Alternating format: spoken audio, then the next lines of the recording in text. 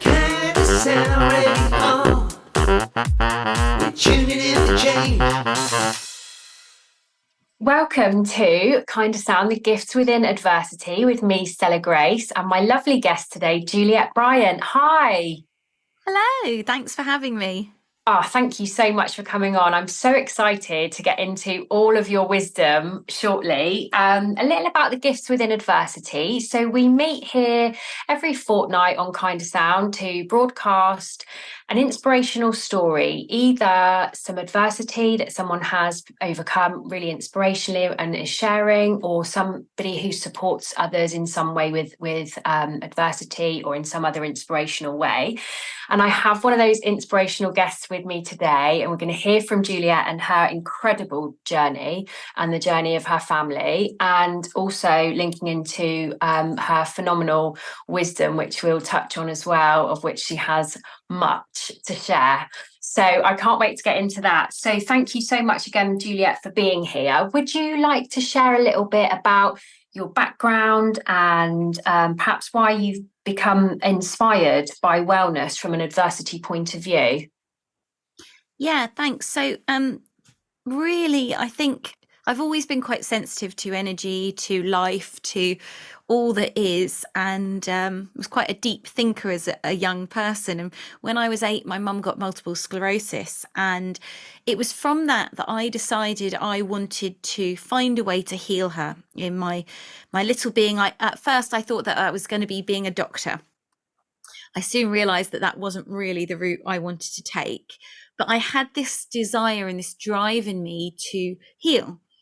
And I remember as I was a teenager, I used to feel, so my mum's voice would go and she wouldn't be able to talk properly.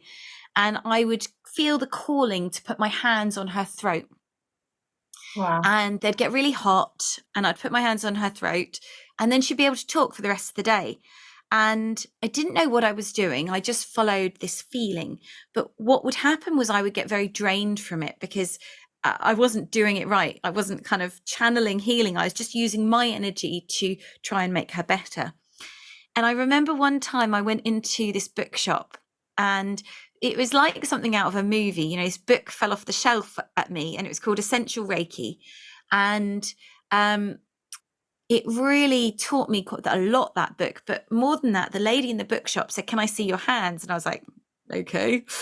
And so she looked at my hands and she said, you have the signs of a Reiki Master. I didn't know anything about any of this stuff. You know, I liked crystals, but I didn't know, any of this stuff. So I said, okay. And she said, "I'd like to teach you." I said, "Well, I can't really afford to pay you." And she said, "Well, you work in the bookshop and I'll pay you in exchange with the learning how to do healing." So I thought, well, that sounds quite cool. It was a cool bookshop. So this was when I was 14. So I started to learn Reiki then and learned how to channel energy. And that was a really big thing for me. I was very much into acting. That was what I thought my life path would be, kind of, performing arts. And a part of that journey was I always saw this exchange of energy. I could feel this exchange that happens when someone's on the stage. And I really wanted that to be about healing. So I've still got that in the background bubbling away, that kind of feeling of this this kind of healing art. So I'd say really that my mum's illness propelled me into the healing path. But a big part of it was when she was ill, we went to see this professor. And this professor was into nutrition, and he told my mum she had to stop eating animal fat, she had to stop having wheat, refined sugar, and he really transformed her diet and by default all of our diets, which at the time I was not very happy about. Suddenly being a vegetarian, well, we were pescatarians, we ate fish, but eating lentils and, vegetable stews, and I didn't get to have fish fingers and chips and beans like my friends did. So what she did, which was very pivotal in it all, was she explained why. My mum explained to us why we were making these changes and why certain things weren't good for us. And that really was so important in my kind of later discovery of nutrition and health and wellness. Amazing. It's just a phenomenal journey. And I love the synchronicity in the bookshop there as well. That Essential Reiki book, it's one I know and love. And that just fell into your hands. And it's amazing how the universe works, isn't it?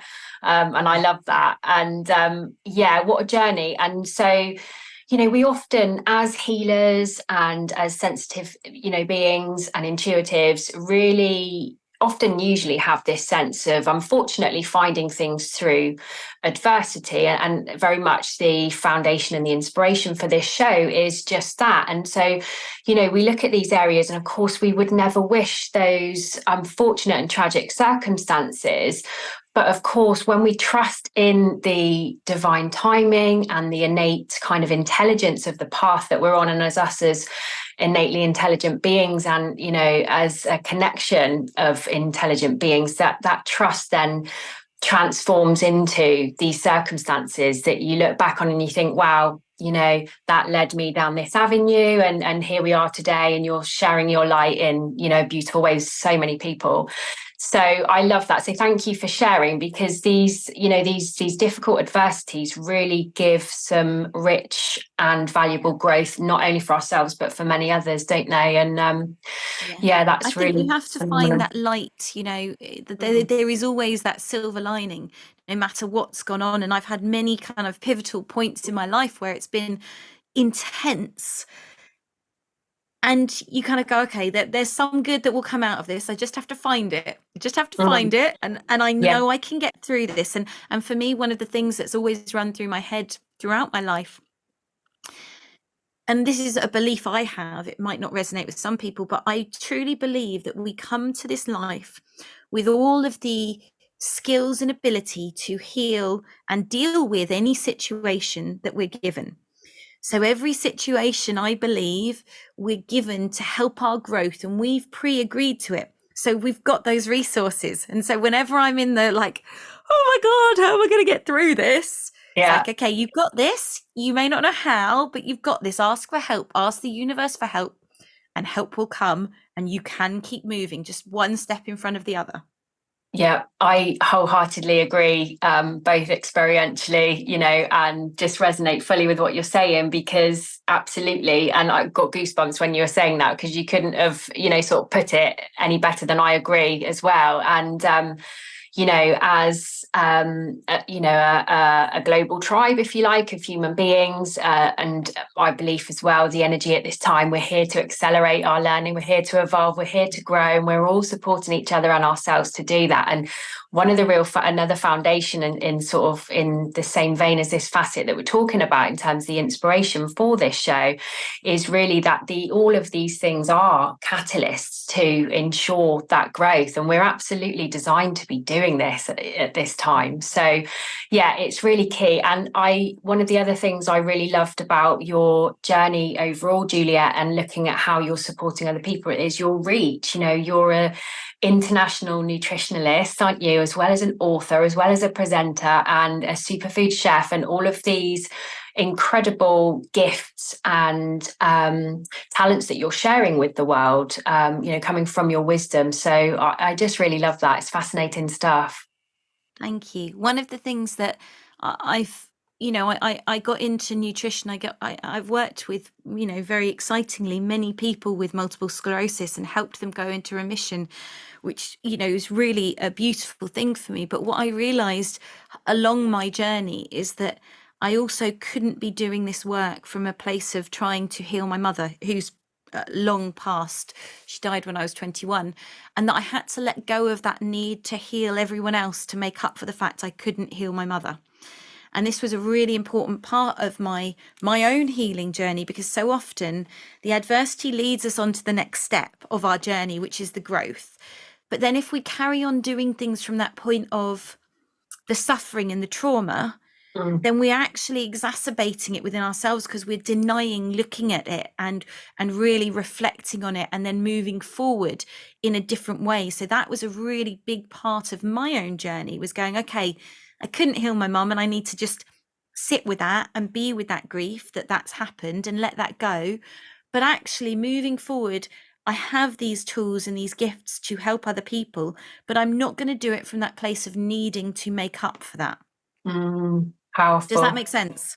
Absolutely. Yeah, I think that's hugely powerful stuff. And again, it's something else I write about in terms of that's been a very personal inspiration for me also, different circumstances, but had really having to work with the grief and moving on from not being able to heal my mum's alcohol addiction, from trying to be the carer and all the various things that are associated with that. So absolutely coming into, originally it was work with young people for many, many years with drug and alcohol issues, and then now a healer, Reiki Master like yourself, and absolutely not just loving the work, but it's such a fit, but absolutely like you, completely understanding quite sort of early on in the journey that a lot of it was about it's all really about your own healing, isn't it? And that journey being such a personal journey as well as supporting others. But like you say, those experiences become very valuable gifts. And I feel very passionately about that. So it's lovely to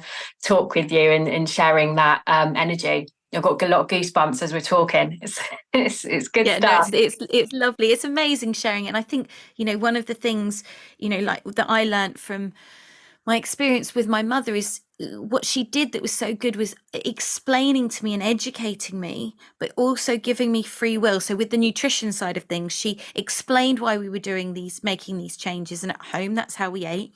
But I also had the free will to go out and make my own choices, and, went off the rails a lot with food, eating a lot of junk food as a teenager. In that complete rebellious sticking my fingers up to my parents, I'm not going to do what you tell me. But when I got pregnant with my first son, her voice was in my head of all those things she'd told me about why we ate, why we were eating certain things, and why it was so important not to eat other things. And that really then became the foundations of going, hang on, I need to actually start looking into this, because I want to create this really beautiful space for my son that's coming to the world and give him the right food. And the reason I trained as a nutritionist was actually for him, for my son, when I was pregnant, because I thought I need to be able to feed him to be the best person he can possibly be, to give him all the support. And at the time I wanted him to be a vegetarian, and people were telling me he'd be brain damaged. And I thought, I know that's a load of rubbish, but I don't have the science to actually prove you wrong. So that was a big part of then me studying nutrition, was so that I could really apply that to him. And at the time I was working as a healer, I trained in crystal healing and also something called Sekhem, which is an ancient Egyptian form of healing. And what I realized was these parallels. I was treating people for, energetically, but actually they were having physical deficiencies. And the more I studied nutrition, the more I thought, this isn't energetic, this is physical, that you're actually just lacking nutrients. And so I started doing the two things separately, healing and nutrition. And then I realized that there's no difference. It's, you have to treat the body as a whole, the mind, body, and spirit, because otherwise nothing really works. Yeah, absolutely. I love that. And I love, again, it comes from that really experiential place and rebelling and trying other things, because we have to kind of really resonate with something, don't we, to really push it forward. And, and equally, there's nothing quite as motivating as having children to enable us to shine that light on ourselves as well. Yeah, for sure.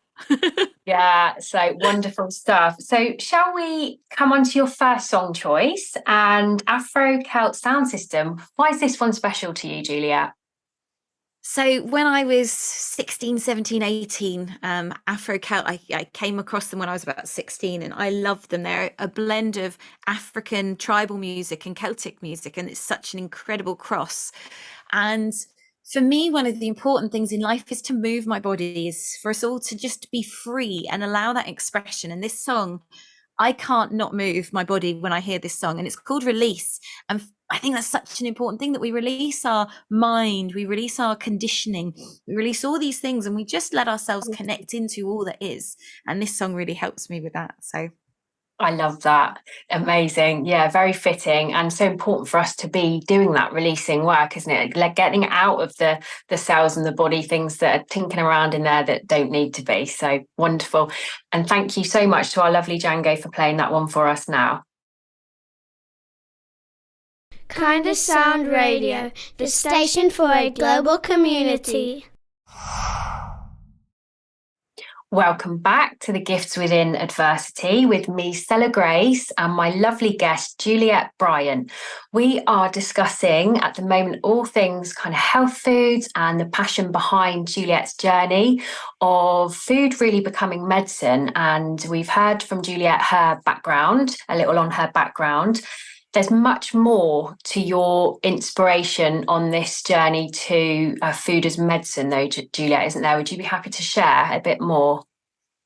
Yeah, so I've had many different occasions where food has really supported me, and more recently, when lockdown first started, my middle son, I've got 3 boys, and my middle son, who was, I think he was about 8 at the time, quirky child, never fully fitted into the system, but was fine in it, muddled along. He developed severe contamination OCD and anxiety literally overnight when lockdown happened, and would go on starvation things. He did 48 hours with no food or water or drink, which was quite scary. Mm. He, if anyone would cough in the house, he would not throw his food on the floor and wouldn't be able to eat it. Even if they weren't in the same room, he became very, very overwhelmed by everything. He wouldn't change his clothes. He would wear gloves on his hands so as not to touch things. It was quite intense. And, we muddled along and tried to figure it out, and just kind of not gave in to him, but gave in to him to a certain level, because it was like, I just want you to eat. And at first it was really hard, because I'm like, well, if he's having trouble with his mental health, then he needs certain nutrients to support him getting through this. But actually, the most important thing was just getting food in him, because, he would go for 48 hours, as I said, with nothing. He just wouldn't eat. And then he'd be screaming in pain, "Mummy, mummy, I'm hungry, I need food." And it's like, we have a whole house full of food. And he's like, I can't eat any of it. And that was really hard. Having to take him out to the shops, buy a new jar of peanut butter every day. So it had the seal on it. And then he would use it, and then it would have to not be thrown away. We'd all use it, but every day. It was very, very intense. And unfortunately, this just kept escalating, and we were trying to work with different things. And being someone who is holistic, I looked at it from lots of different levels. So we looked at energetic things. We looked at the kind of ley lines around the house, and if there was any interference in that. We looked at if he had an attachment on him, energetically. And so we did a lot of work with a lot of different people, trying to find what we could do to support him. And it kind of moved in and out. Sometimes it was a little bit better. Sometimes it was really intense and terrible. And what happened, unfortunately, was that he then started to see grid lines. So he was seeing grid lines in the floor. So if someone would cross his grid line where he was on, he wouldn't be able to move. And he would literally stand there for an hour and a half, frozen, and he wouldn't move. And he's very strong-willed. So it wasn't like you could say, "Oh, come on, I'll give you a chocolate bar." He wouldn't move. In his mind, he couldn't move. And anyone who's experienced people with OCD or anything like this, you'll know how intense it can be. And it culminated in the point that he was missing lots of school. And the school said to us one day, "If you don't bring him in, then you're going to have the education officers on your back. You need to bring him in." I said, "But we can't. The only way we can do it is by force." And the head at the time said, "Well, you need to do that then." So my husband scooped him up. I grabbed his clothes, put him in the car. I drove him to school. We brought him the head said, "Bring him into my office." He's screaming, poor boy. Put him into her office. She said, "Shut the door." And his fingers were in the door, and no one knew that. So his fingers got almost chopped off. I had to take him to hospital. And it was in the time of COVID. And they were insisting on a PCR test for me and him. And I refused. So they said, "Well, we won't do surgery." And I said, "Well, you have to. You have a right to do that." And they said, "We have to take it up with someone higher." So we came home, and they said, "Well, we wouldn't do the surgery now anyway, so you've got to go home." my husband got on the phone and spoke to the hospital, and they said, we will do the surgery, but we just have to do it in a certain way because you're refusing to have these tests. So he got to hospital and they gave him midazolam as a pre-med. And what we have found out later is that he's most likely on the spectrum, whatever that means. And people on the spectrum are more sensitive to midazolam. And so he had a very, very bad adverse reaction to it, which turned him, he basically turned into a wild animal. You know, his eyes went really buggy and he just became so aggressive.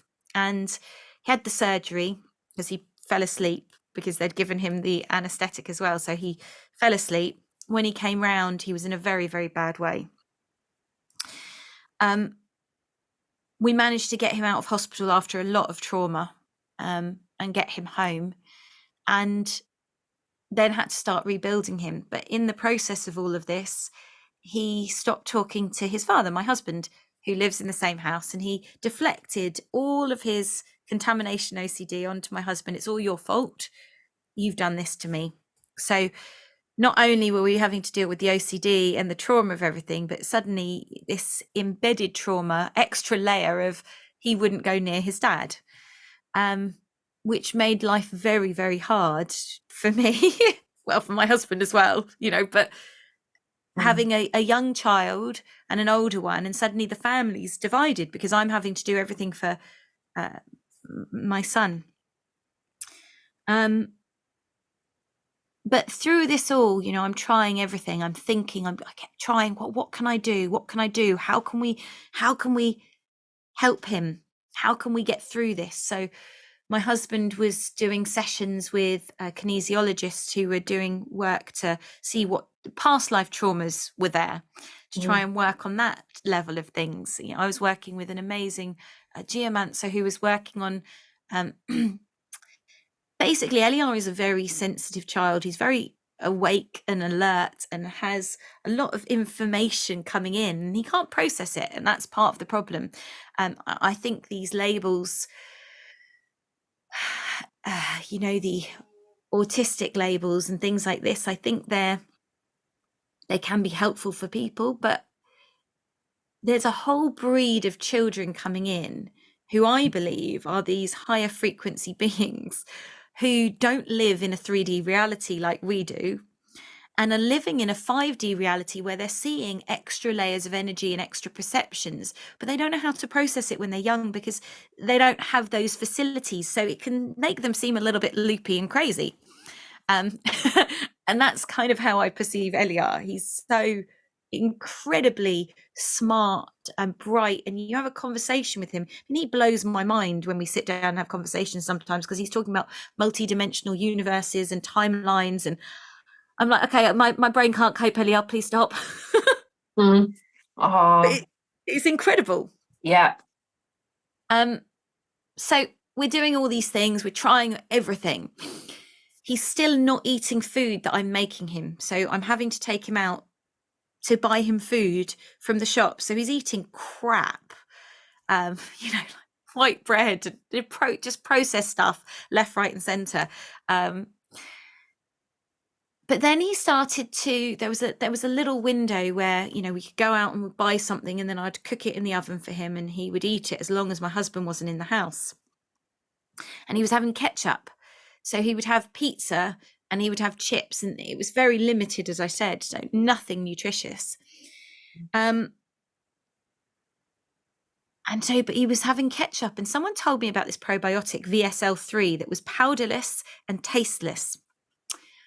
And so I thought, oh, that's good, because the gut is such an important thing to the brain. So if I can get a probiotic into him, because when he had gone into hospital for his fingers, it was the first time at 10 that he'd had antibiotics, the first time he'd had any pharmaceutical medication. He'd never had Calpol. He'd never had any pharmaceutical things going into his system ever until this point. And he'd had then antibiotics for the first time. So I knew that I needed to also get probiotics in to help his gut heal.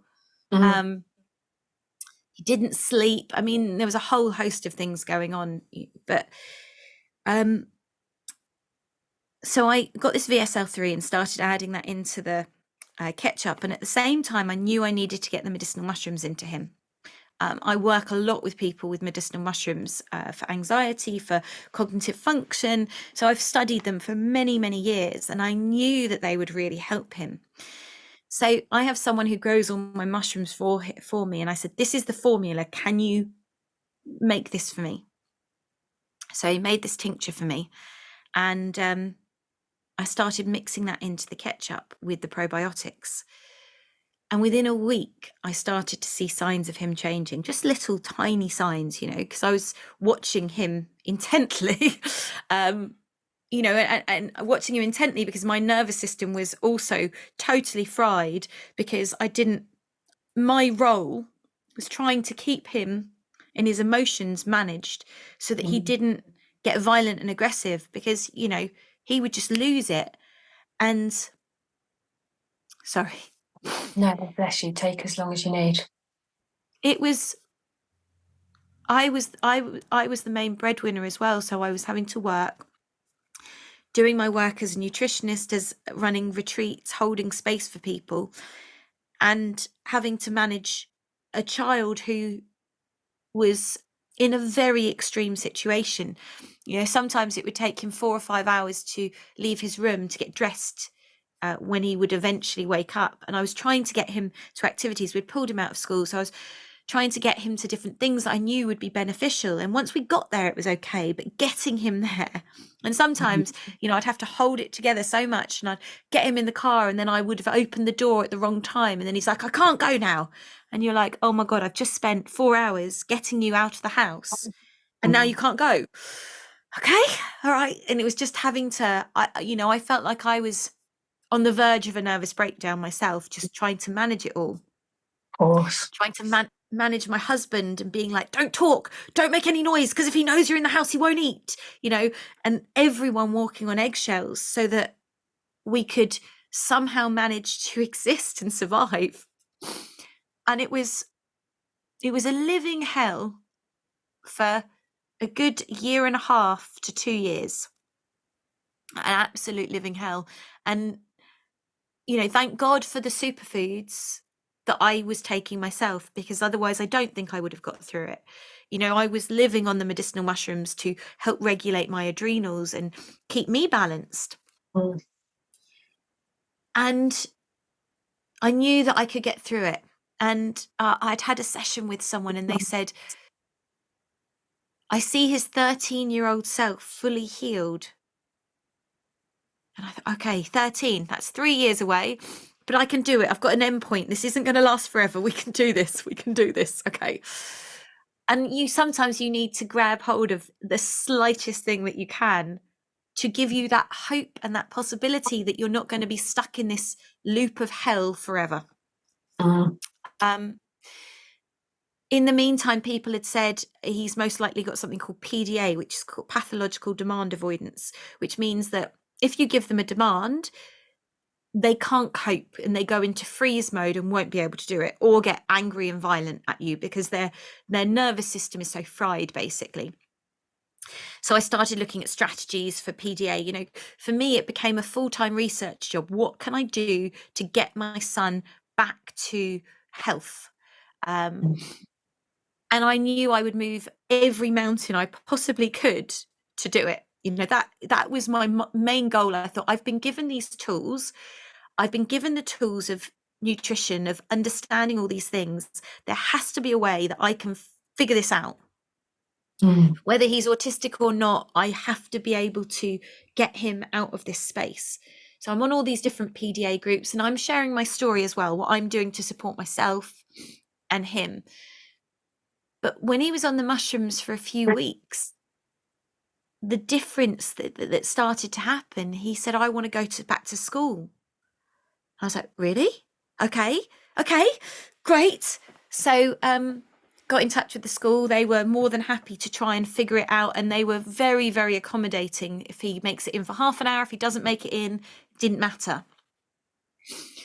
So he sometimes would make it in for half an hour a day, but they let him stay at the after school club. They would have food there for him that he could eat, so that one meal I didn't have to worry about, and that was a huge thing for me. It was like, okay, he'll go to school and at least I know he'll get one meal.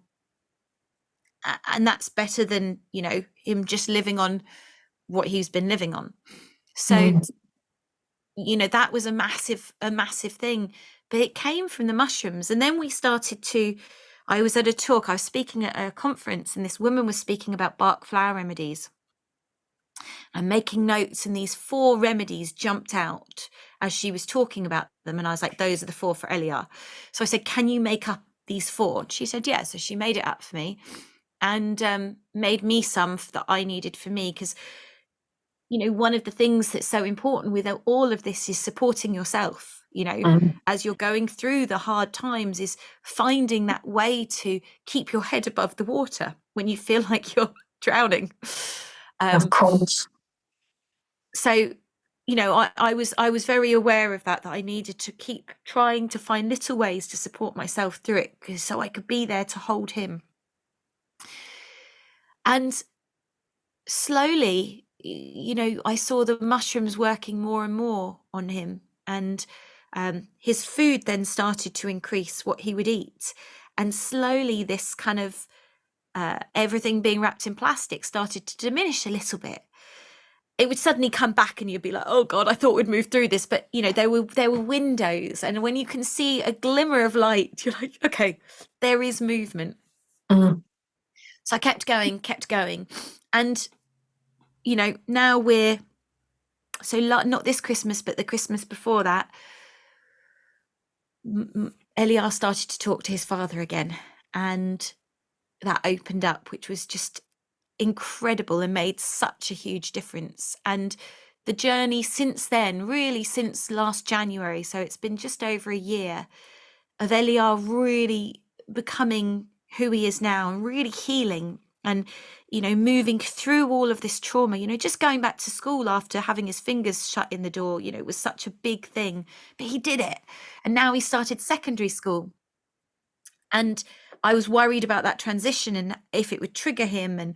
But he's managed these things, and we've now got things in place to really support him. And now he's taking his supplements. He's eating really well. He goes to karate twice a week, which is incredible for his mental health. But what's very interesting is if he gets overwhelmed or something happens, this black cloud, you literally see it. His face goes black and his eyes get really black. And I give him the mushroom tincture, and within 15 minutes, you see the blackness shift and clear. It's unbelievable. Wow. And so throughout this whole thing, I've shared my journey on the different Facebook groups. I've shared what I'm doing. And what is so beautiful, sorry, it's going to make me cry again, is that there's now been over 300 families, it's probably about 350 now, who have all used the mushroom tincture. And most of them have been in quite severe, extreme places. And they've all had positive benefits. They've all come back to me and said within a week to a month, their children's lives have been transformed. This one woman had a 15-year-old son, and she posted in this group and she said, I think I'm going to have to institutionalize him. I can't cope. I'm at breaking point. I don't know what to do. And I said, try the mushrooms and the probiotics, and I think you'll have, great benefit. Anyway, she couldn't get the probiotics, so she just did the mushrooms.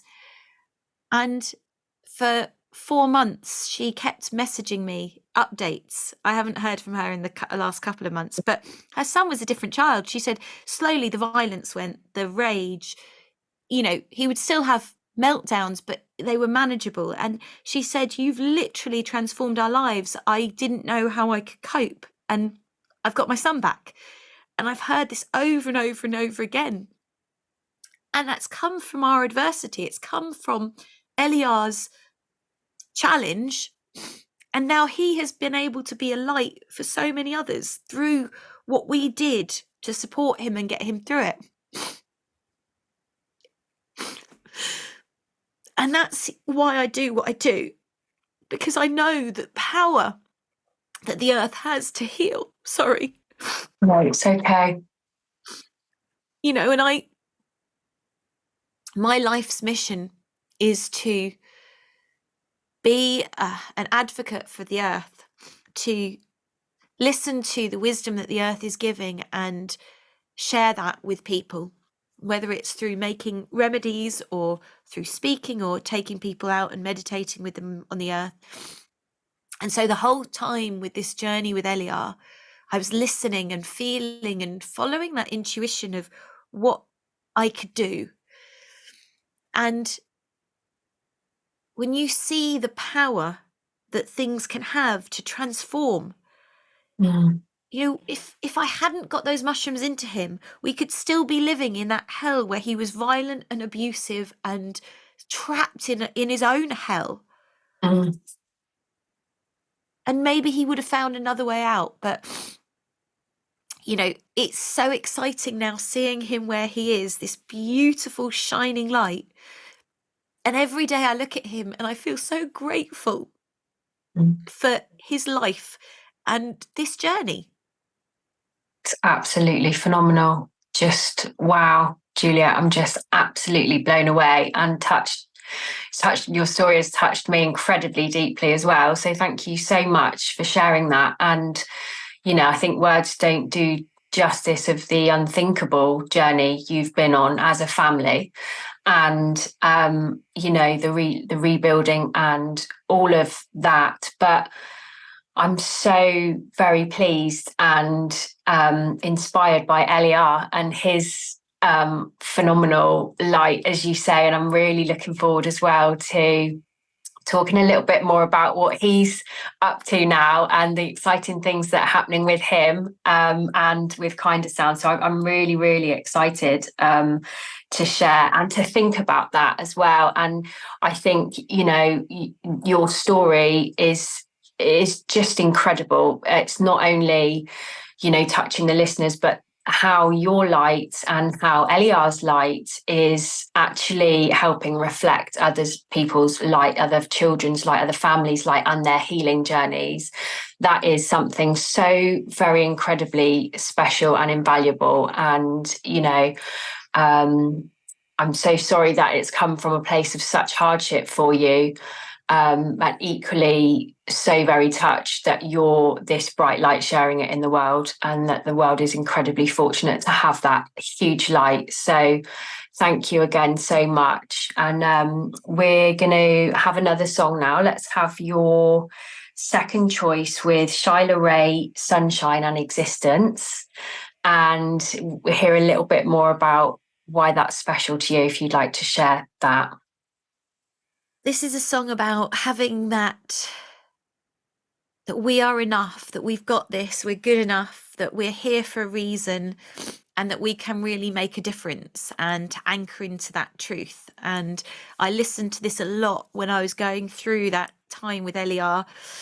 And it really gave me that strength. I've got this, I can do this, I can get through this. We've got this. We are held and supported. And so I hope you enjoy this one. Oh, thank you. And I just again find that phenomenal, that incredible, not only surviving through, but fighting that fight, your innate and, just unthinkable level of fight. So thank you again so much. And thank you to our lovely Django for playing that song for us now.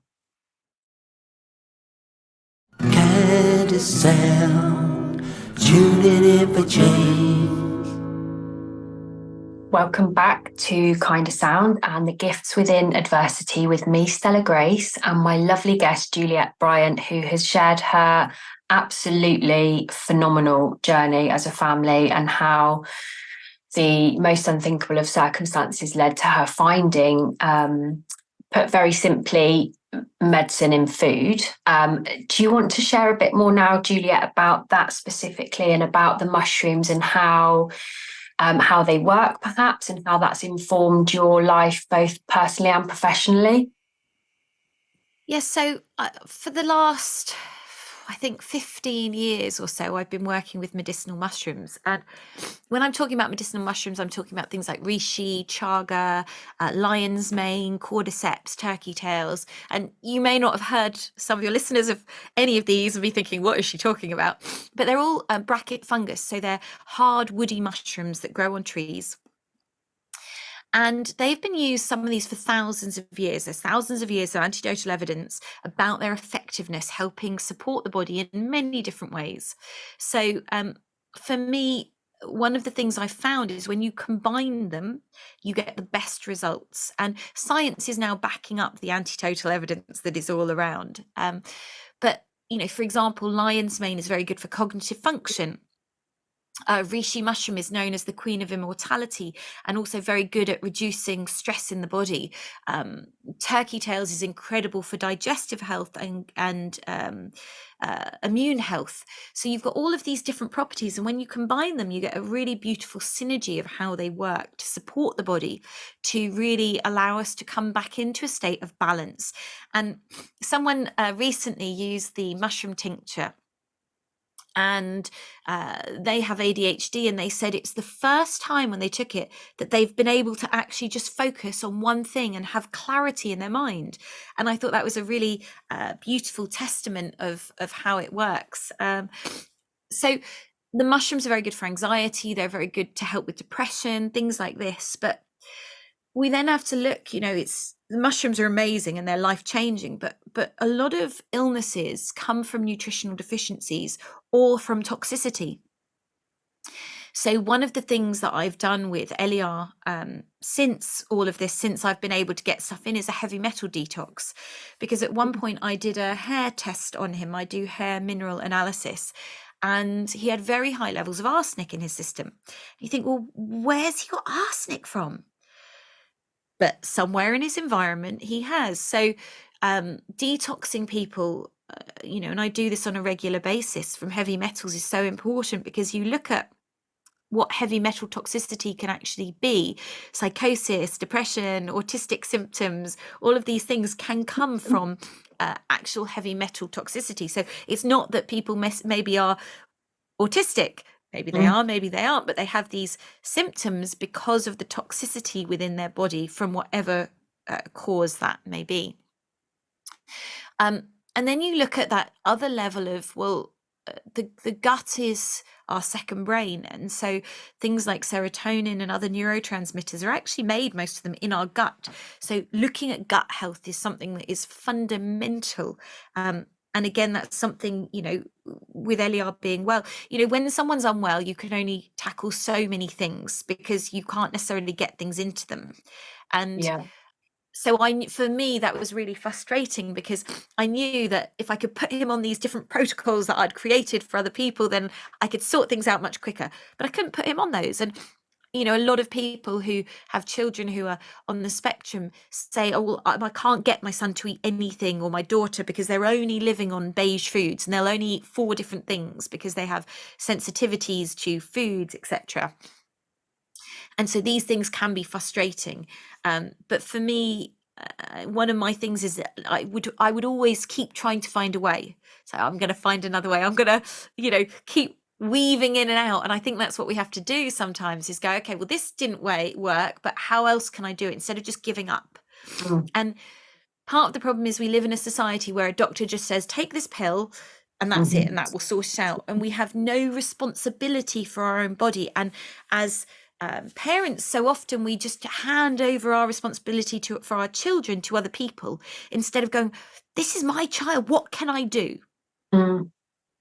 Sometimes people don't have energy, and I totally get that. I have been there. But for me, I knew that I was going to be the only one with Eliar who would sort this out. So, and with having support from other people, of course, that's so important to hold the space and hold you. But I knew I had to find a way, and I did. So there is always a way to get around things, but sometimes you have to be a little bit sneaky, or, to get it in there. But when we look at foods, the gut and the mental health is so important. And, when you look at things like alcoholism and drug addictions, sometimes these things come from nutritional deficiencies, a trauma as well. But so often there is nutritional deficiencies in there that link to imbalances in the brain, which link to deeper problems. So I think looking at our physical body is so important. But then, like I talked about with the bark flower remedies, there's no actual remedy in that. There's no physical thing. It's an essence. It's a Mm. vibration. Yeah. And so looking at what are these energetic links, because every physical ailment has an emotional, mental, spiritual root. So when we address them all, this is where we get the deepest healing that's happening. And I think, that's why, not bragging, but a lot of my remedies work so well for people, is because when I work with the plants, I'm connecting energetically to them, not just on a physical level, making a remedy. Mm. Yeah, I absolutely love that. And I'm so inspired by it as well, because like you, very passionate about the holistic approach and also the energetic approach of, readdressing the balance on the planet at this time, about how things are done, how we are done to, rather than, done with. And I think that collaboration process, like you say, as parents and as people and as, wanting to heal, we're part of, and you are a huge part of readdressing that balance in terms of information and education and people having the right resources for healing, because that is absolutely huge, isn't it? And how we're, the system changing, this energy very much being ready to change and readdressed. And, it's so refreshing to hear about your work and what you're doing, and how much support that offers to people with this other approach that is actually in alignment, like you say, with our natural rhythms, with our natural needs, how we're looking after our natural resources. And it's just phenomenal work. I'm just so inspired by it as well. Thank you. I think, one of the things for me is if we can, like, I always remember what my mum did with the nutrition. She educated me as to why I was doing things, and then let me find my way back to that path. And I think I've tried to do that with my children as well. My oldest is 19. He's off traveling right now. And the other day, he had a moped accident, just a little one. And I said, have you taken? Yes, Mum, I've taken the homeopathics for physical injury. I've got the frankincense on it. I've done this. And he done it because I'd explained why. And it was really inspiring. He said, yes, I'm taking the probiotics, I'm taking the garlic for my gut, and he's doing all these things, not because I'm forcing him, because I'm not there, but because I've educated him. And so a large part of where my work has moved recently is into, I'm currently running a year-long program, a plant wisdom mentorship, where I'm guiding people back into the earth so that they can develop their own relationship with the trees and the plants, and how they want to work with them, so that instead of, again, it being about this control of someone else telling you what to do, my whole movement and raison d'etre is to bring people back into that alignment themselves, so that they know, so that we can all be these sovereign beings that we are. Absolutely. Yeah, I wholeheartedly agree. And more goosebumps. And so where can people find you, Juliette? Am I right in saying it's www.juliettebryant.com? Yeah. Yes, that's right. Yeah. And I'm on all the social medias. Type in Juliette Bryant and you'll find me. Wonderful. And your books and your journey and your women's circles and your spiritual mentorships, as well as your food, many, many facets of transformative work that you offer, aren't there? Yes, there are. Yeah. Wonderful. Absolutely wonderful stuff. Well, let's have your final song before we come back and talk a little bit more about the exciting stuff with LER and the young people's side of the KindaSound radio station that are unfolding as we speak. So thank you, Django, for playing now for us the Hare Krishna. KindaSound Radio, the station for a global community. Welcome back to KindaSound with me, Stella Grace, and my guest, Juliette Bryant, on the gifts within adversity. Would you like, before we go on to the young people's arm of the station and LER's amazing contributions, would you like to say a little bit about why you chose that song?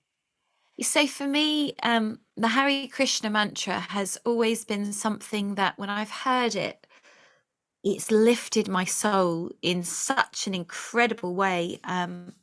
And I felt such, if you sing the Hare Krishna mantra for more than a few minutes, something happens within your DNA that just, for me anyway, takes me into a space of bliss so quickly, and recently we're working on recording it at the moment.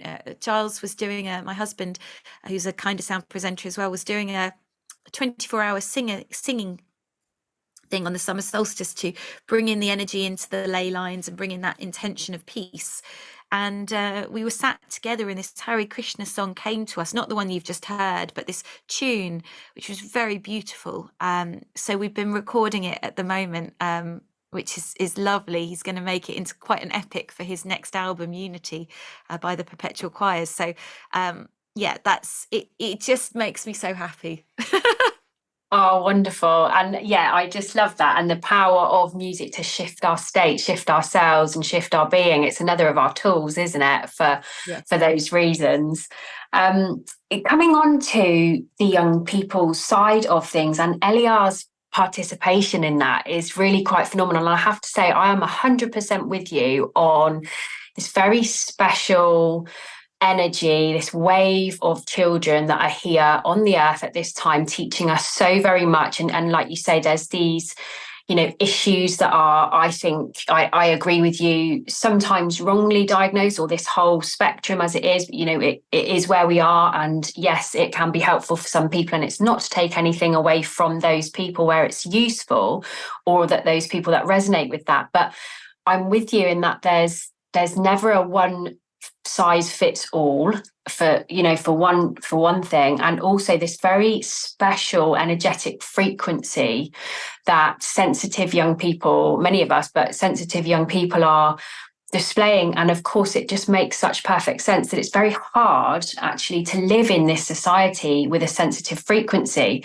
We have a phenomenal amount of stimulation that's quite negative. We have a phenomenal amount of interference, as you've touched on, and that's a whole nother topic, and has many other subsections, doesn't it? Not just attachments, but then there's the geopathic stress and aliens. There's a long list of things that affect sensitive energy, or any energy actually, but sensitive energy and frequency. And so when we're looking at everything being a frequency game, and you see these young people doing their best to fit into what's a very difficult world to fit into now, it's quite a phenomenal thing. So again, I think it's back to credit to your journey and what you're doing in terms of spreading your light on the planet, not just holistically, but also as actual, antidotes to supporting the frequency for all of us, and for young people to be able to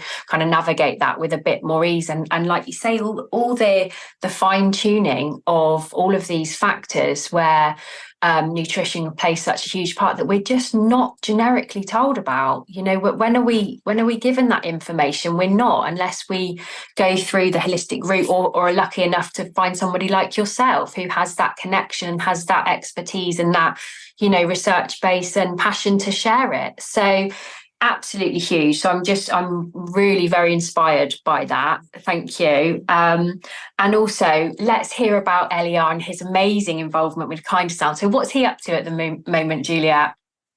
So his show launches on I think it's the 7th of February. It's going to be a Wednesday at, I think it's 6 p.m. I should know, but I think that's when it is, 5 or 6 p.m.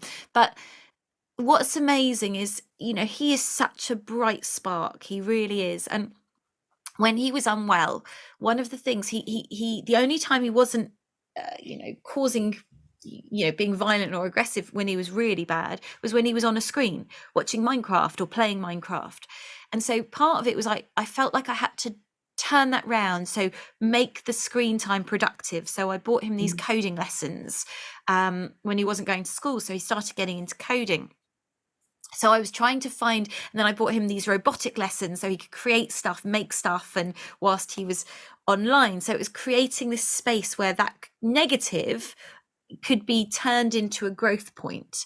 And so from that, he's now doing lots of his own coding. He's writing his own game. He's doing this pixel art stuff, and it's come a lot from these coding lessons with these amazing Indians. And he's now got a little keyboard which attaches to his computer so he can write music. So he created his own jingle.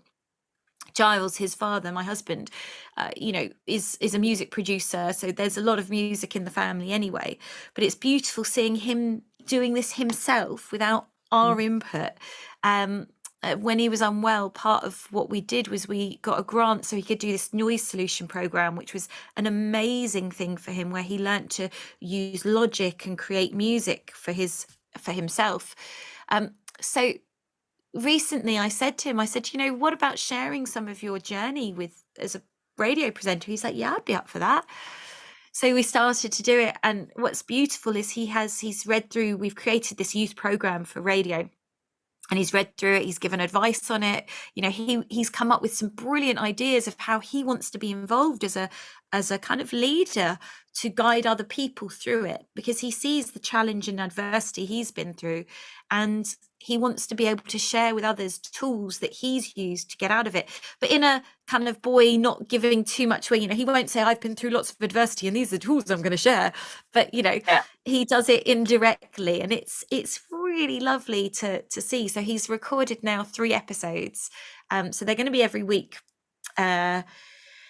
starting, as I said, in February. So it's very exciting, because I think, with my acting training, my background in drama, I saw what drama therapy can do. I saw that the benefits of that. And Eliar's been seeing an amazing woman for art therapy. And that's been a really supportive part of his journey as well, helping him with those things, because there are so many tools and creative ways we can express ourselves.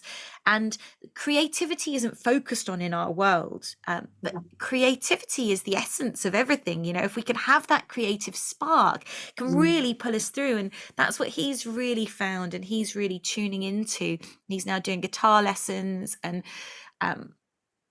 so the aim of his radio is really to inspire people, also a space so that he can talk about the weird, quirky thoughts that he's got about, multidimensional stuff and all of this cosmic stuff. So he wants to start interviewing other people where he can talk more about all of these. So I sit with him whilst he does it, and I kind of guide him a little bit, so that it's not just him having to do it by himself initially, so that he can get that confidence up to be able to just talk.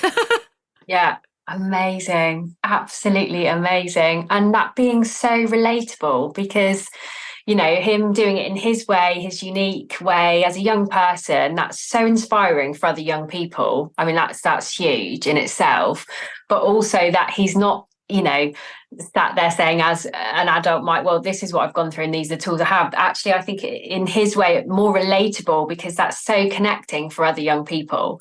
Exactly. It's just very, very exciting, isn't it? And what an amazing time and an amazing energy that the KindaSound is feeding into, and the reflection of that on the planet and how things are changing. And this readdress, again, it's this lovely, to me, frequency and action of this, back to power to and information and education to the people, which is so, we're just here for it, aren't we? We're ready. Exactly. It's creating, I think, what KindaSound is doing. And through COVID, KindaSound was very much a beacon of truth and kindness and holding that light. And it's grown. KindaSound has been going for over 3 years now, but it's had this rebrand and this kind of revamp. But the foundations of that kindness and that truth and that freedom of expression, so important that we have. And I think that's something for Eliar and for the young people, that they need to be able to have that space where they can express themselves in their truth, whatever that truth may be, and be able to question. And we live in a world where we're not allowed to question now so much. You'll be blocked from social media or whatever if you're questioning the narrative. But actually, the whole premise of science and life is questioning, because that's the only way we grow and learn, is by questioning. And then our deductive reasoning can come in. I don't agree with that, but I agree with that. And then we can figure out who we are through those questions. So I think that the potential of KindaSound for the youth is to hold that space where we can start to really allow people to have find their own discernment. Hugely powerful, and an incredible time and platform to be able to offer that for our future generations. This is the thing, isn't it? Because here we are light working, but actually it's supporting the next generation with holding that light as well, and how they can support themselves. And like you say, truth and discernment. I mean, there's no better time energetically for it. And of course, this isn't, hasn't been happening new in an overnight sense, but it's such a pleasure to be a part of it and to see it unfolding in action. I buzz with the energy of it because I'm just so excited and here for it, and I just love it. So yeah, it's just been absolutely phenomenal to chat with you, Juliette, today. I could go on and on because, I just love the topic of what you're sharing, who you are as a person, what you're doing. So thank you so much for sharing your incredible journey today. Thank you. Yeah, and I look forward to seeing you again next time on the Gifts Within Adversity, and look forward to hearing Eliar's shows. And you do a show as well, don't you, Juliette? I do, yes. Wednesday at 1 p.m. It's called Transformative Health. Amazing. More great content from the, eclectic range of experience across the team. It's so good, isn't it? There's so many interesting, fascinating topics that, we're sharing as a team. So thank you so much again for coming on. I look forward to chatting again soon.